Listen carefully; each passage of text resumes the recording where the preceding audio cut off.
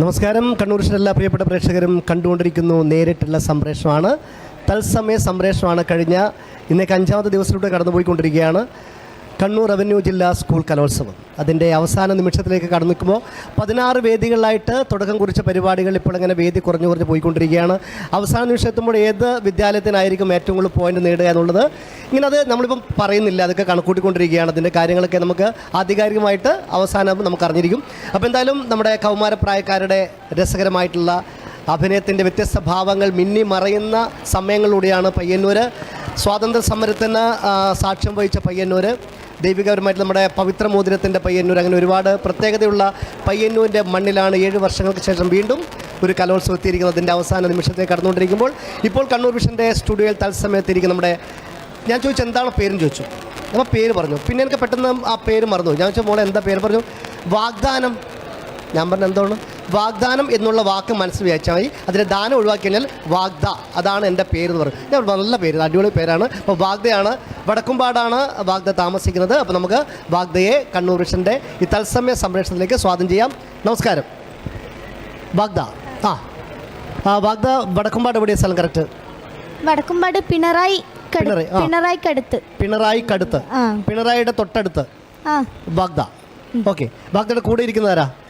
ഇത് MK രാജീവ മാഷ്, എന്നെ മോണാക്ട് പഠിപ്പിച്ച ഗുരുനാഥൻ്റെ കൂടെയാണ് അല്ലേ? അപ്പോൾ നല്ല കാര്യം വെച്ചാൽ വിജയത്തിൻ്റെ ആ ഒരു മധുരം പങ്കിടാൻ വേണ്ടി കൂടെ പഠിപ്പിച്ച അധ്യാപകൻ കൂടെ ഇരിക്കുക എന്ന് പറയുന്നത് ഒരു മത്സരാർത്ഥിയെ സംബന്ധിച്ചിടത്തോളം, ഒരു ശിഷ്യയെ സംബന്ധിച്ചിടത്തോളം ഏറ്റവും ഭാഗ്യമുള്ള നിമിഷമാണ് അല്ലേ?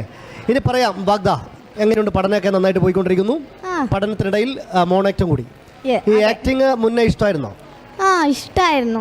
ഏതിൽ നിന്നാണ് പ്രചോദനം ഉണ്ടായത്? ഒരു അഭിനയം അല്ലെ മോണാക്ട് പഠിക്കുക എന്നുള്ളത് പ്രചോദനം ഉണ്ടായത് ഏതിൻ്റെ അകത്തുനിന്നാണ്? ആരെങ്കിലും മോണാക്ട് കണ്ടിട്ടാണോ, അല്ലെങ്കിൽ അഭിനയം കണ്ടിട്ടാണോ, അല്ലെങ്കിൽ വീട്ടുകാർ നിർബന്ധിച്ചിട്ടാണോ, എങ്ങനെയാ?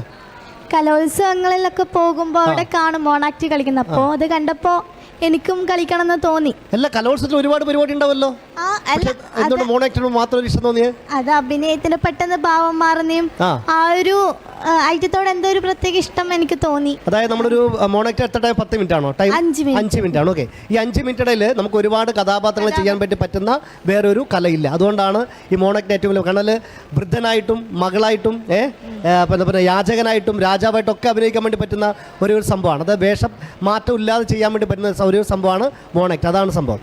ഇത്തവണ അവതരിപ്പിച്ച മോണാക്ടിന്റെ സന്ദേശം എന്താണ്? സ്ത്രീ സ്വാതന്ത്ര്യം.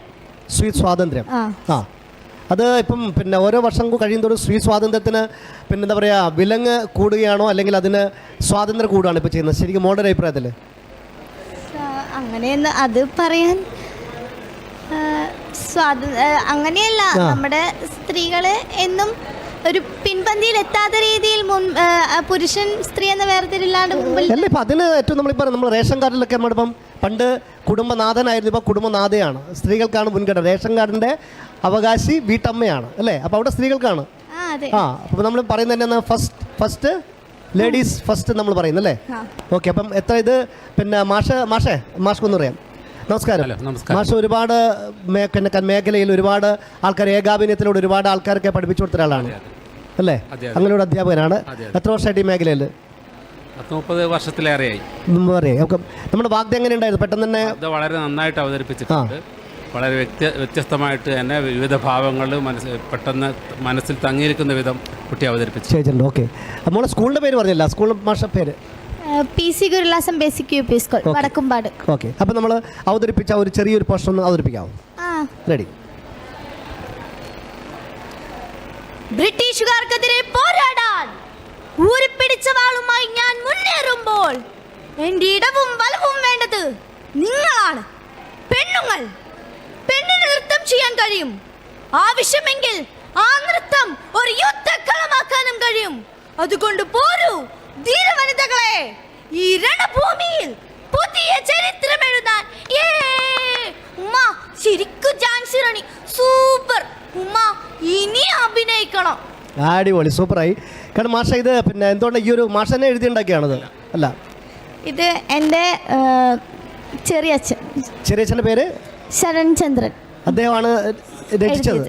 സാർ അത് ഡയറക്റ്റ് ചെയ്ത് കൊടുത്തു. എന്തായാലും വളരെ സന്തോഷമുണ്ട്. കാരണം സ്ത്രീ സ്വാതന്ത്ര്യം അത് നമ്മൾ പല സ്ഥലത്തും പറയുന്നുണ്ടെങ്കിലും പല സ്ഥലത്തും ഇല്ല. ഇപ്പോൾ നമ്മൾ രാഷ്ട്രീയക്കാരനെ പറയും സ്ത്രീ സ്വാതന്ത്ര്യം വേണമെന്ന് പറയും. പക്ഷേ രാഷ്ട്രീയത്തിൽ തന്നെ എത്ര സ്ത്രീകൾക്ക് അവിടെ മത്സരിക്കാൻ അവസരം കൊടുക്കുന്നുണ്ട് നമ്മൾ നോക്കിയാൽ കാണാൻ വളരെ ചുരുക്കം മാത്രമാണ്. എല്ലാവരും പറയും, പക്ഷേ പ്രവൃത്തിയിൽ പലരും സ്ത്രീ സ്വാതന്ത്ര്യത്തിന് ഇപ്പോൾ അവിടെ വിലങ്ങ് തടിയായിട്ട് നിൽക്കുകയാണ് ചെയ്യുന്നത് അല്ലേ. അപ്പോൾ എന്നാലും വളരെ സന്തോഷമുണ്ട്. ടോപ്കോ സംസം ജ്വല്ലറി നൽകുന്ന ഒരു സമ്മാനം. Thank you.